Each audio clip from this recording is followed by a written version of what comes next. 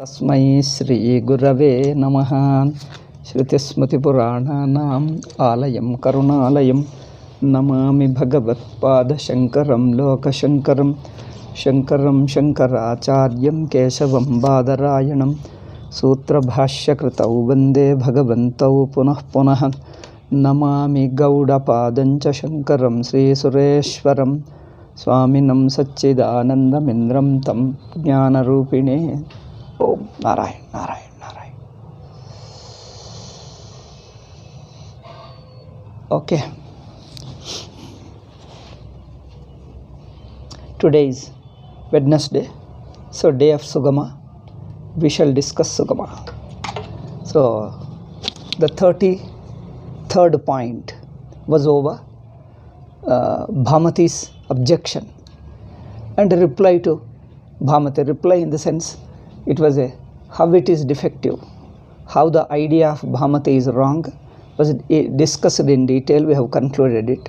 Now coming to the next point, in this portion of Adhyasa, in this part of Adhyasa Bhashya, the last sentence remains. What was that? Tametam evam lakshanam adhyasam pandita avidyeti manyante. So two definitions were given. What is avidya? What is vidya? So the definition of avidya, definition of vidya, both were given.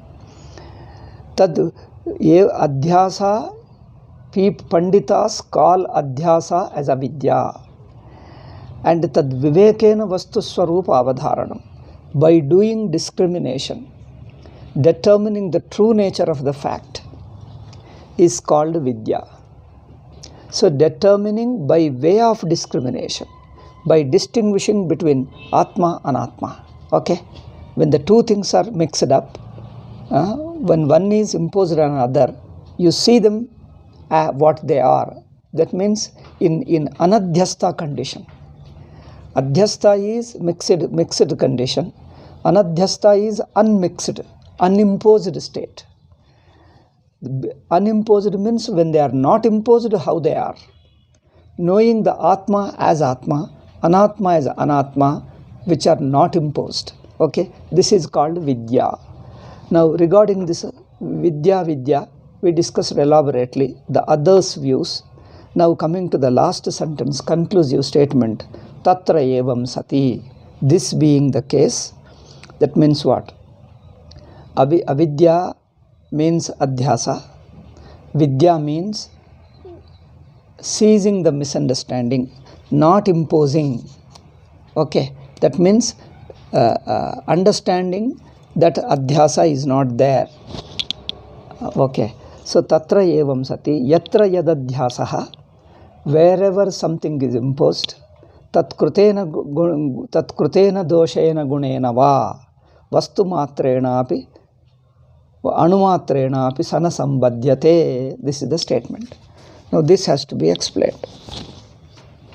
By explaining, by understanding this adhyasa, what is the result you get? The result is stated here. He says, Atha idanim adhyasa nirupanasya phalamaha. But the purpose of explaining this adhyasa is this. Wherever a thing is imposed, so the neither a quality nor the defect of the imposed thing touches the adhisthana. Adhisthana means the thing, the substratum, the basis on which something you impose. Imposing means misunderstanding. When you misunderstand something, the thing itself remains unaffected. I give you a simple example. When you misunderstand a rope to be either a snake or as a garland, in either case, whether you mistake it as a sarpa or pushpamala, so the defect of sarpa, the defect of snake doesn't affect the rope, or the quality of garland. Garland is beautiful and very have a good smell and all that. So the quality of the good quality of garland doesn't come to the rope. That means whatever you misunderstand, it remains, the misunderstanding remains as a misunderstanding. It doesn't really affect the thing which is misunderstood. The thing which is misunderstood is least affected by your misunderstanding. This is the purpose of understanding Adhyasa. See how right it is. You discuss Adhyasa here. What is the purpose of that? This is the result. So this is the last statement of this portion of Adhyasa Bhashya. Now let us see how Swamiji explains the implication of this statement. Tatra. Now he gives the word meaning, word by word meaning. Then he goes into the detailed explanation. Tatra pratyagatma anatmanos tadharmanam cha itaretara bhavena yo vyavaharaha tasmin. In Adhyasa, in this Atma Adhyasa, what is the nature of Adhyasa here? Pratyagatma and Anatma. Pratyagatma is the inner Atman, Anatma is other than the Atma. So between these two, there was a misunderstanding. Exchanging their identities. Identity means its very nature. Atma is taken to be Anatma, Anatma is taken to be Atma. So this exchanging their identity, taking the consciousness to be an object of consciousness, and object of consciousness, attributing the nature of consciousness to the object of consciousness. Like the Atma, which is pure consciousness, which is only witness, the nature of the witness of Atma is taken as an object of thought. See, Atma, which is purely consciousness, it can never become an object of thought. Yet when we refer to Atma, Atma, Atma, whenever we refer to Atma, that means we are referring. We are objectifying it. Referring means we are thinking about it. We are entertaining a thought about Atma. What is Atma? Unless it becomes an object of thinking, you can't have a thought about it. See, it becomes a thought of an object of a thought. Object of a thought means you think about it. That's what it means. That's a technical way of telling. Object of a thought means you think about it. So it comes into your thinking. You can think about it. You can entertain a thought about it only if it becomes thinkable. Only if it can be thought of.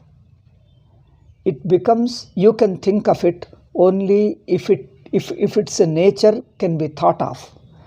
But is Atma's nature, which is consciousness, can consciousness be thought of? If you think of consciousness, then it is no more consciousness. See, the very peculiar nature of it. If you think of consciousness, then it is not consciousness, because you made it into a object of thought. When you make it into an object of thought, then it is no more consciousness. Because the mind is imagining and entertaining a thought about it. It is so and so. That means it becomes an object. It is related to thought. It is related to thought as something object of a thought. Now, whenever we think of Atma in any way, Atma is beyond, Atma is here, Atma is consciousness. When I say I am the Atma, that means you are using the word of I, you are using a notion of I to refer the Atma. Atma, which is not available for any reference to any thought. Atma cannot be referred by any thought, any notion.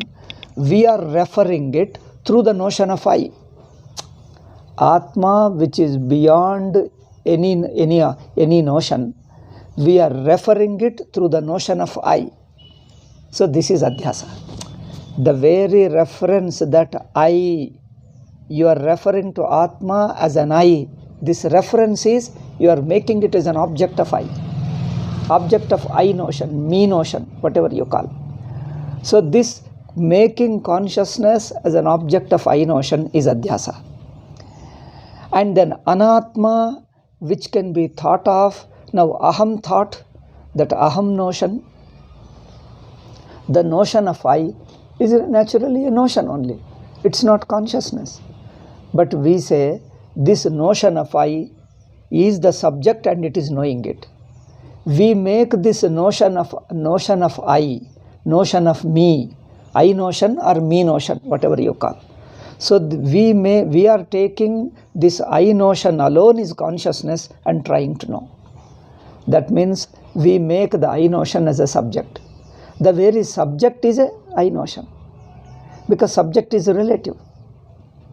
And this subject is the one which is knowing the world, knowing the external object. Now that subject, you are putting it as an I notion. That means consciousness is taken as I notion, and I notion is taken as consciousness. This is called mutually exchanging the identity of Atma and Anatma. Okay. Now, Pratyagatma Anatmanoho, identifying one thing the other. Identification is only in terms of thinking, not the actuality. Actually, no identification takes place. Atma remains Atma, Anatma is Anatma. They don't become one. The exchange between Atma and Anatma is purely notional, not a real. Okay? In reality, in actuality, Atma doesn't become an object of a notion, nor a notion becomes consciousness. Notion doesn't become consciousness, consciousness doesn't become the notion. Yet, notionally that exchange we experience. Okay? So, tatra pratyagatma anatmanoho, we exchange the identity in our notion. Then this adhyasa, this notion extends to one more point. Tad dharmanam cha, we exchange the identities of Atma to Anatma and Anatma to Atma. We exchange their identities, we transfer their properties to one another. Atma's properties we attribute to Anatma, Anatma's properties we attribute to Atma. All the Anatma nature, Anatma means that non-self. The nature of non-self, we put all the qualities of Anatma, we attribute to Atma. That means body is subject to birth and death. Body is subject to decay. Okay. Body can be seen by others. It can be praised, it can be abused, you can hit us, you can do anything, because body is available to them for their sense organs, for their perception. So, when I take body to be myself, I take me, the consciousness is subject to birth and death.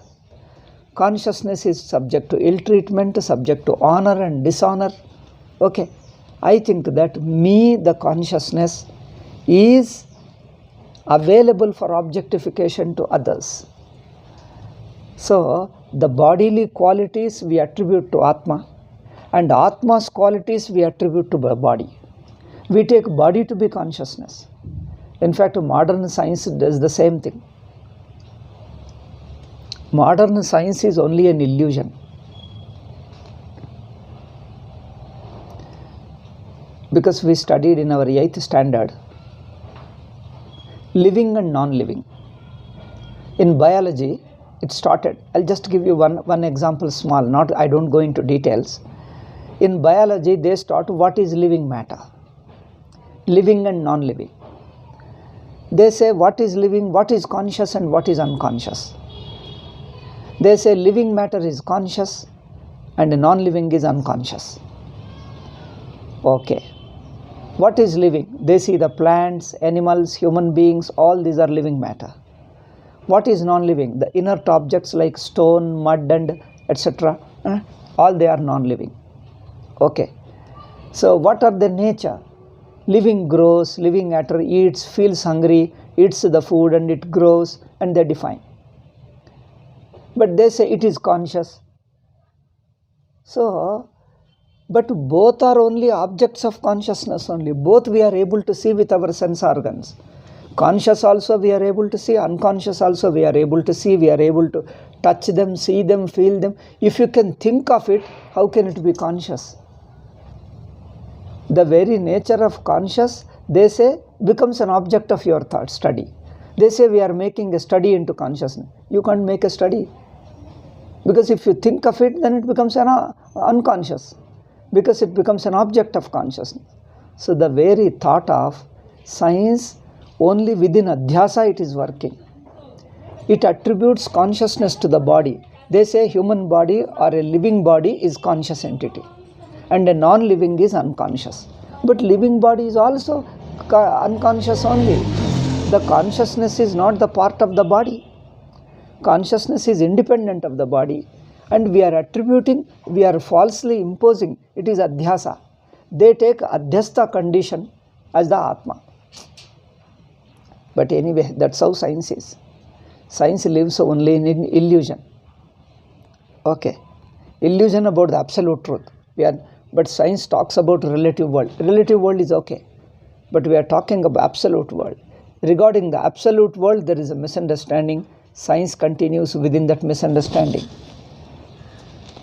If it corrects that misunderstanding, if it questions the misunderstanding, it ceases to be science, it becomes Vedanta. Okay? If it questions the absolute reality of the world and everything, then it is no more science. Okay? It becomes Vedanta. It is not Vedanta, that's why it continues in its own parameter. Within its own parameter, it continues, it thrives. So, pratyagatma anatmanoho tad dharmanam cha itaretara bhavena yo vyavaharaha. This exchanging their mutual identities and also exchanging mutually exchanging their property. This is adhyasa. In this adhyasa, what is the nature of adhyasa? We have explained so far. What is vidya? What is avidya? We have explained. So, in this context of adhyasa, in this situation of adhyasa, evam sati, so avidyatmakaha eva adhyasika eva navastikvikaha iti. This being the case, he says, evam sati, in this matter of adhyasa, this being the fact, what is the fact? So, avidyatmakaha eva adhyasika eva navastikvikaha. Adhyasa is adhyasa. See? What is adhyasa? Mutually exchanging their identities and also mutually transferring their properties. He says, this adhyasa is also adhyasa only. This is the point. Adhyasa is also within adhyasa. It is not a real event, really happened. I think I discussed not in the last class, but in the before last, in two classes before. The Mula Vidyavadins, the Vyakhyanakaras, they objected to Swamiji's Prakriya, and a representative of Swamiji was Swamiji's disciple Jnananandendra Swamiji, was Swamiji's representative in most of the debates with Vyakhyanakaras. In that thing they put a question. Okay, I think I told you before. I just refer one or two sentences and proceed. I don't want to waste time again because it goes on endlessly. A person who are prejudiced, they refuse to understand. I am not branding anybody as prejudiced. Prejudice can exist in anybody, in you, in me, it can be in anybody. I am not branding any Vyakhyanakara or anybody is prejudiced. Anybody can be prejudiced. It is natural. It is human nature. It can happen to anybody. Whoever wants to consciously to come out of prejudice, he can come out. If anybody being under a misunderstanding is so natural, I tell you. That's why our Shastra says it is very instinctive. If somebody misunderstands, if somebody is under prejudice, it doesn't mean any bad about him. It is very natural to any person. And in fact, misunderstanding is so natural. Correcting the misunderstanding requires extraordinary wisdom. It requires a high mature person, a very great person. Okay? Therefore, when we say the people are prejudiced, we are not abusing them. We are just a simple statement of fact, a natural fact. Anywhere you find it. Okay? So therefore, Vedantin's outlook is totally different. When we criticize, when we find fault with the people, We don't mean anything. We don't abuse, we don't condemn, we don't criticize, we don't insult, we don't mean anything. Keep this in mind. Vedantins are interested in truth, that's all. We just analyze and try to find out the truth. If somebody is wrong, we just only refer to the point that this is a misunderstanding. It doesn't mean any bad. Okay? This is what the Vedantins' outlook is. Okay, so they put a question that is Adhya, when our Swamiji, Jnananandendra Swamiji's disciple, objected to them, you say there is a Moola Vidya which is outside Adhyasa. He asked the question, is Moola Vidya Adhyastha or not? Is Moola Vidya superimposed on Brahman or not? If it is not superimposed, it remains with Brahman eternally, it becomes real. Okay, because what is not superimposed, what is not a misunderstanding, it becomes real. Now, instead of answering this question, they put a counter question. I think I discussed all these things. Should I repeat? It is unnecessary repetition. Simple point I say, anyway, it is a repetition. Answer to the question is not a counter question. This is a simple common sense we have to. Again, I am not blaming anybody. I am just telling a human nature, human limitation, human weaknesses I am pointing out. I am not blaming those Vyakhyanakaras who talked like that. Anybody can talk, we also can talk like that. It's a human weakness, it is a mistake, that's all. When you put a question, answer. Answer to the question, don't put a counter question. You may put a question later, after answering you put a question, not before answering. Okay? This is a simple thing. When you put a question, instead of answering to the question, they put a counter question. This is a shallow thinking. This is the prejudice, because you are taking it to your ego instead of doing vichara. As a tattva jignasu, a seeker of a truth, should be interested in inquiry, not should take it to his heart and then counter question. Counter question means you are hurt. Your ego is hurt. Once your ego is hurt, you are putting a counter question. But you are accusing again. It's not accusing. This is again human nature. Getting hurt and carrying ego. All these are human nature, human weaknesses. Nobody is to be blamed. This is how the human nature is.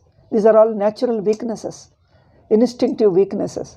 We only point out and suggest to the people to come out. If you come out, you are a great man. Oh, if you can come out of these natural human weaknesses, you are a great man. You are a godly person. You deserve to be respected. You deserve to be heard. We need to learn from you because you become a divine. We need to learn from you. Okay? Therefore, we just point out. We point out the mistake not of you. We point out the mistake wherever it is. If it is in us, that applies to me also. Wherever the mistake is, that person, we are pointing out to that person. It can apply to anybody, to me, to you, or to anybody. So we are talking in general. You see, this is a Vedantic outlook. Vedantin's outlook is broad. He is interested in truth, not interested in people. He is interested in truth. He talks only that way. Even if he criticizes only the mistakes. Mistake can be of anybody, not of any given person or a given group of people. Okay? You have to be like this. This is the real nature of Vedanta. Therefore, if you are prejudiced, you means anybody. If anybody is a prejudiced person, we are pointing out to that person. It could be anybody. You put a question, you can't put a counter question. Is Moola Vidya, which you talk of as outside Adhyasa, obviously it is not Adhyastha. So just to make you realize, to make you to introspect about your own concept, you say it is outside Adhyasa. Is it Adhyastha or not? Question this. Don't answer to me, you answer to yourself. What a concept you have developed. See that a Moola Vidya which is outside Adhyasa. That means, do you think that it is outside? It is non-Adhyastha? It is not imposed on the Atman? If it is not imposed, then it becomes a real. Oh my God, it becomes a big defect. Then if you want to avoid this defect, then you have to accept it as Adhyastha. So, When we put a question, we expected him to introspect and understand it. Instead of introspecting, he puts a counter question. Is your adhyasa adhyastarna? But anyway, we answer.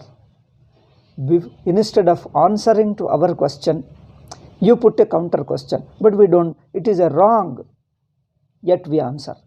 We talk of adhyasa from the standpoint of adhyasa because for all our Swamiji's prakriya, Shankara statements, we find, our Swamiji's prakriya is purely based upon Shankara statements. Therefore, if you have any objection, we put that objection to Shankara only. Let Shankara answer to your objection.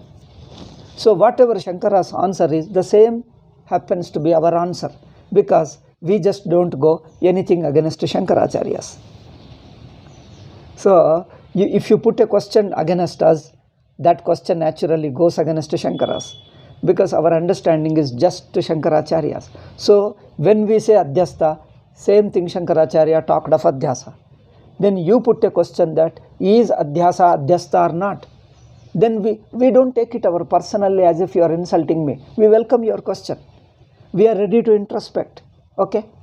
We are ready to introspect. Any question you put 100 times, we are ready. We love to listen to you.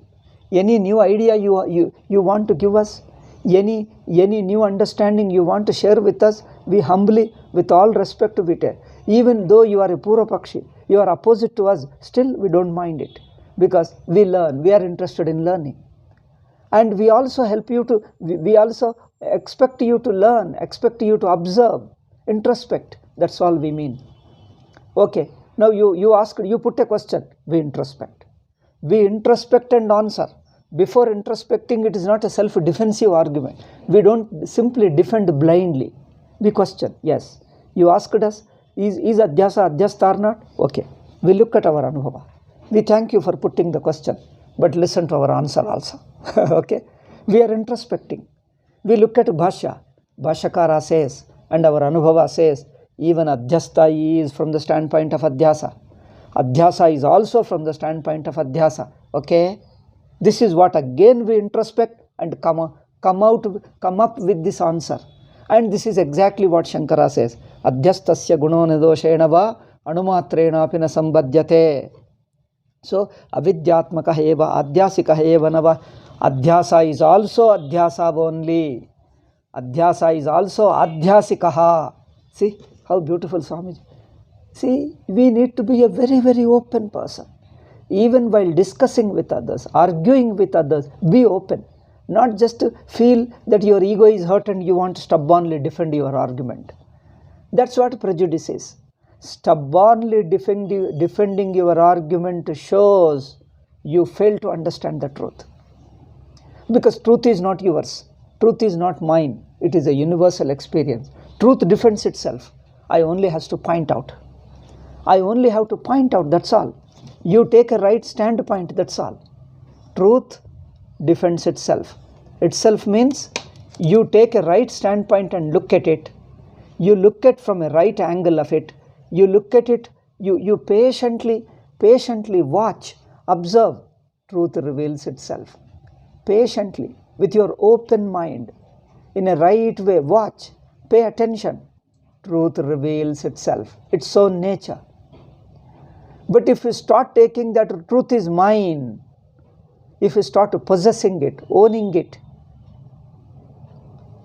owning, in the name of possessing the truth, owning the truth, you become egoistic. That means you retain that I, the sense of I. You retain the I notion.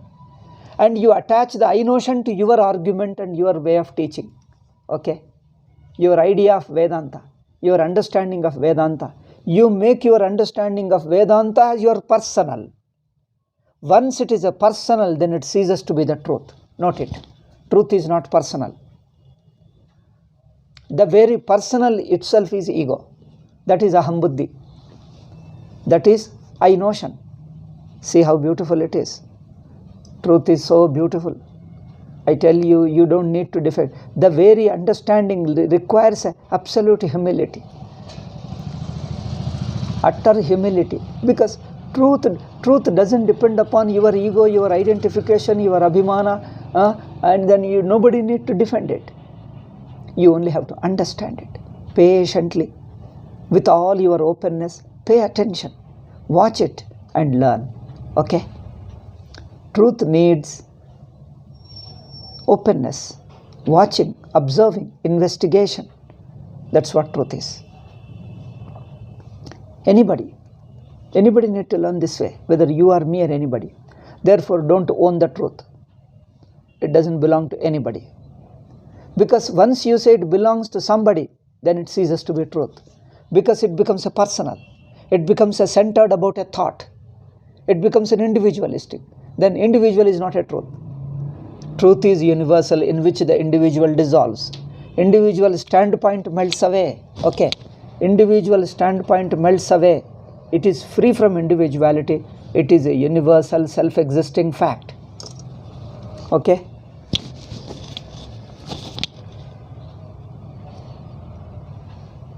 This is how the Vedantic teaching. We not only teach you, we will also help you how to discover, how to correct if there are any defects in your mind, in your way of searching, in your way of inquiry. The right way of inquiry is also taught, is also part of it. So the learning, growing and correcting your defects of the mind, correcting the defects of mind, by correcting the defects of mind you grow, you come out of the defects and you become clean and correct. Okay? Therefore, see, so avidyatmakaha eva, even adhyasa is adhyasa only. Even that misunderstanding of Atma and Anatma is from the standpoint of misunderstanding. This misunderstanding doesn't exist in reality. How beautiful it is. Even the misunderstanding appears under the misunderstanding. During the misunderstanding, I think some expressions, these are all different ways of telling. So that misunderstanding is within the misunderstanding.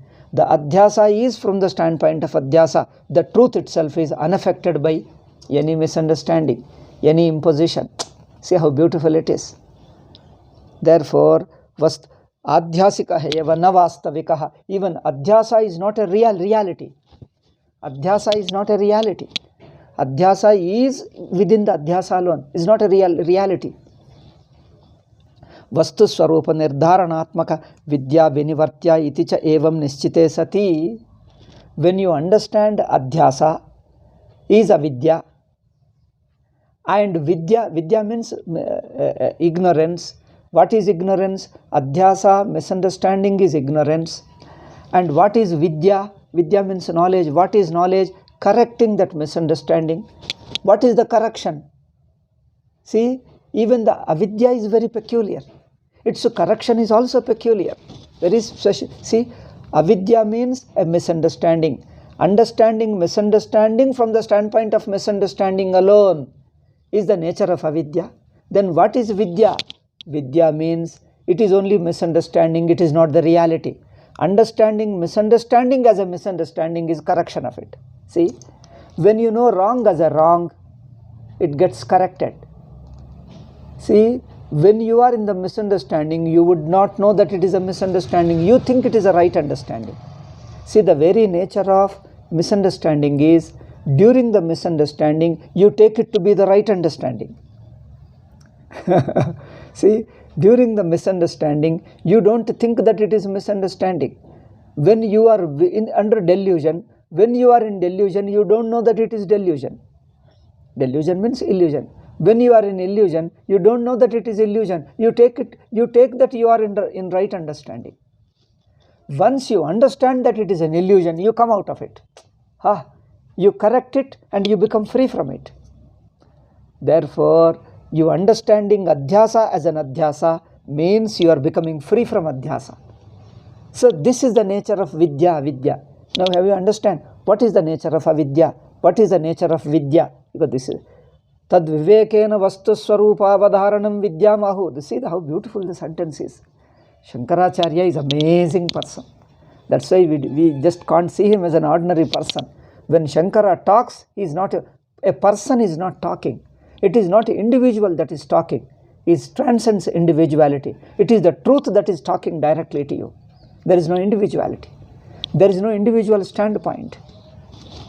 It is not the individual talking, because individuality melts away. The ego, the individuality is falsified. It is the truth directly that speaks. That's why we revere Shankaracharya as Sakshat Paramatma only, because he transcended his individuality and he talks from the standpoint of Brahman. He speaks as Brahman. It is the Brahman that is spontaneously expressing. Therefore, whatever he says doesn't come from an individual standpoint. Neither your nor mine. Anybody can see. It is a universal fact.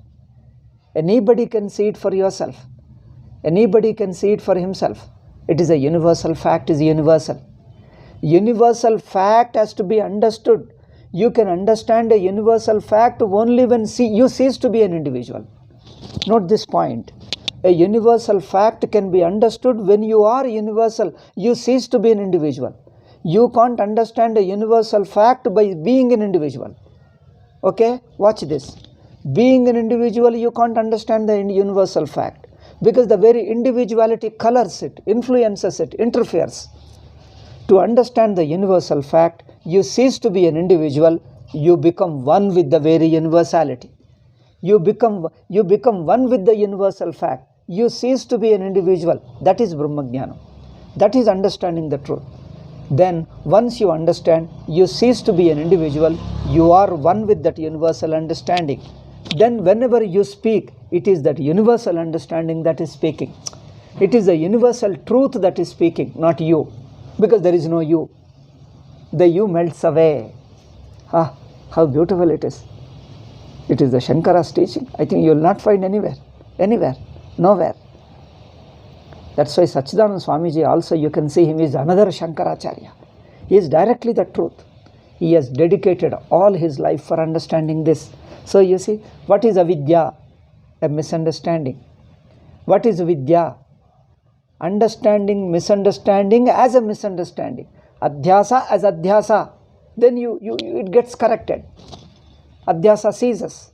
Adhyasa gets corrected. See, Vastu Swarupa Nirdharanatmaka Vidya Vinivartya. So this adhyasa gets corrected by the vidya. Vidya is understanding, adhyasa is adhyasa. Then there is no adhyasa for you.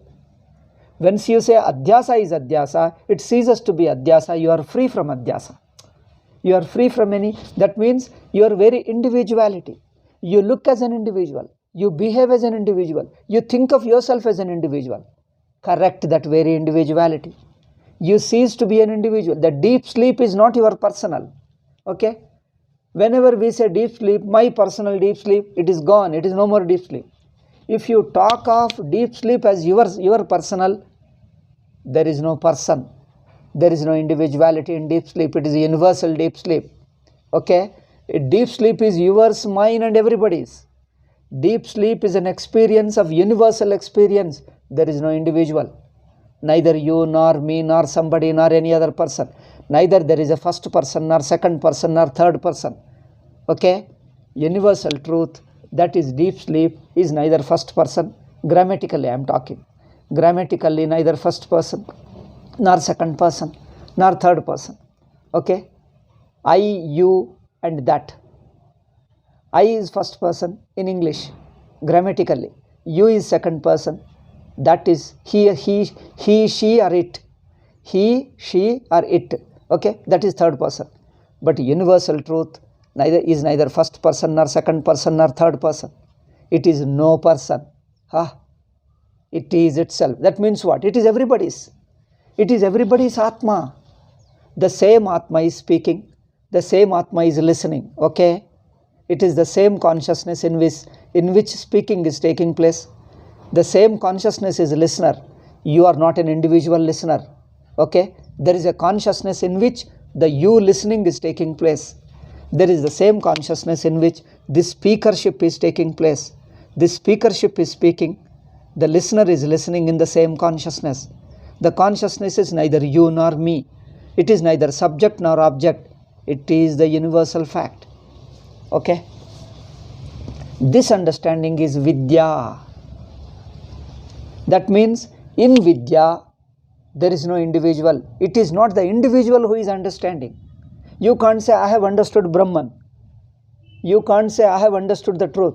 If you say, I have understood, you have not understood the truth. Because truth can't be understood as I. In the understanding of the truth, you cease to be the one who understands. Okay? In the understanding of the truth, the person who is trying to understand, the individual who is trying to understand, who is seeking the truth, the individual who is seeking the truth sees us. The individual who is seeking the truth, searching for the truth, sees us. Then truth remains. Understanding the truth means being the truth is understanding the truth. You are the truth, that is understanding. In understanding the truth, you cease to be an individual and you have become the one. You become one with the truth. It is not becoming, in fact. It is only a way of telling. You understand that you are already that truth and there is no individuality apart from the truth. There is no individuality at all. There is no person. There is only the truth. So this understanding is understanding. Okay. Yatra atmani yadadhyasaha vastuswarupa nirdharanatmakam vidya vinivartya iti chaivam nischite sati. Now this is the understanding. What is avidya? What is vidya? The avidya is adhyasa. Vidya is understanding that you are free from that adhyasa. By viveka, you become free from adhyasa. That there is no adhyasa at all. There is already truth. So this understanding is vidya. Idam phalam. If this definition is clear to you, what is avidya, what is vidya is clear to you, then what happens? Kim? What is the result? Idam phalam. Now this is the result of it. This is the benefit. This is the result. This is the fruit. Kim yatra atmani yadadhyasaha. That means wherever there is an adhyasa, the adhyasta doesn't affect the adhisthana. Adhisthana means the truth. The truth which is mistaken. The mistake doesn't touch the reality, the truth. So whatever is imposed on whatever thing, whatever is imposed on a given thing, this imposed thing doesn't touch the basis of imposition, the basis on which something is imposed. Okay? What is imposed doesn't touch the basis on which it is imposed. Okay, I think this is better expression. What is imposed?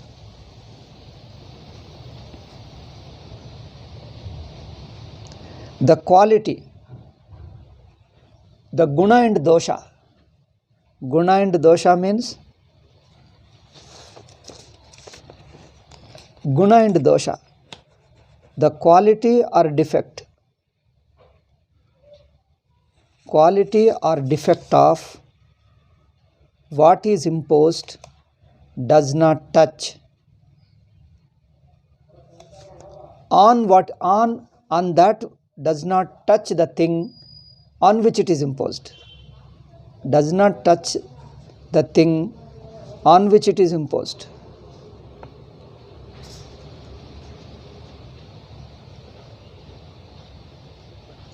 That means the imposition is only in thought.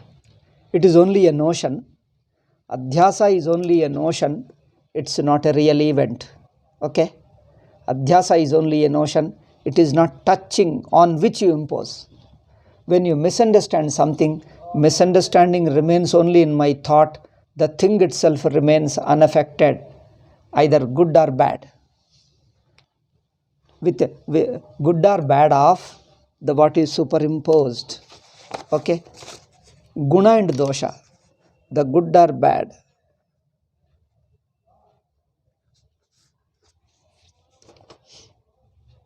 Now, anatma is imposed on atma. Let us take it. Yasya atmano buddhyadestad dharmanam va anatmanah, first atmani. Now, the buddhi, antakarana, mind, all are same. Mind, body, whatever you superimpose upon the Atman, Atma remains untouched by the Anatma. And if you impose the Atma on Anatma, Anatma also remains untouched by Atma. Ha, see, beautiful. Atma, Anatma, they remain untouched by each other. So, the superimposition is only a thought. In reality, nothing happens. This is what he wants to say. Okay? Yadadhyasaha yasya atmanaha tad dharmanam va adhyasaha tat krutena tadrisha adhyasa krutena doshena gunena va. Okay? The good and bad in the wake of adhyasa. The good and bad in wake of adhyasa do not touch the reality. Sana sambadhyate. Now this the summarize. Swamiji summarizes this explanation in just one sentence. See, beautiful. Anatma adhyasa krutena doshena natma sambadhyate. Anatma's defect. See, as a result of imposing anatma upon atma, as a result of, I repeat, as a result of imposing anatma upon the atma, that means as a result of imposing mind, body, sense organs upon the atma, what happens? Anatma's qualities, anatma's good and bad, that is the good and bad of the body, good and bad of the mind, good and bad of the sense organs do not touch the atma, that is sakshi. Anatma adhyasa krutena doshena natma sambadhyate. Anatma's defects do not touch the atma. See, anatma is jada. Anatma is inert, insentient. It is subject to birth and death. It is subject to time and place. Therefore, all the qualities of, all the weaknesses, all the defects of anatma do not touch the consciousness. Okay. Atmadhyasa krutena gunena va. Now, atma's guna do not touch the anatma. Atmadhyasa krutena gunena va anatmana sambadhyate. That means atma's consciousness do not come to the anatma. Atma's consciousness do not go over to anatma. Anatma's falsity do not touch the atma. See, anatma's falsity do not touch the atma. Atma's reality do not go over to anatma. Okay. Atma's quality of consciousness, Atma's quality of reality. Atma is real, Atma is conscious, Atma is self-existing, Atma is ever pure. So all these qualities, positive qualities of Atma do not touch the anatma. Similarly, the negative qualities of anatma, what are they? That it is false, that it is insentient, that it is subject to birth and death. All these defects, the negative qualities of anatma do not touch the atma.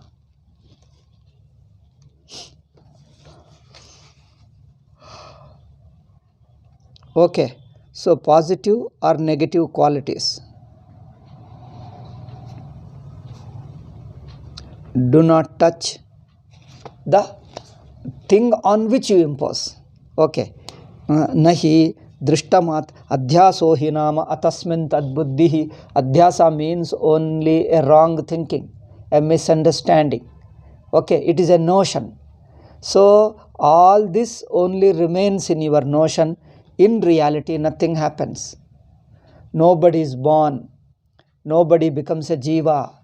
In spite of your thinking that I am a jiva, I am a karta bhokta, I am subject to birth and death, in your real nature, you are never touched by these things.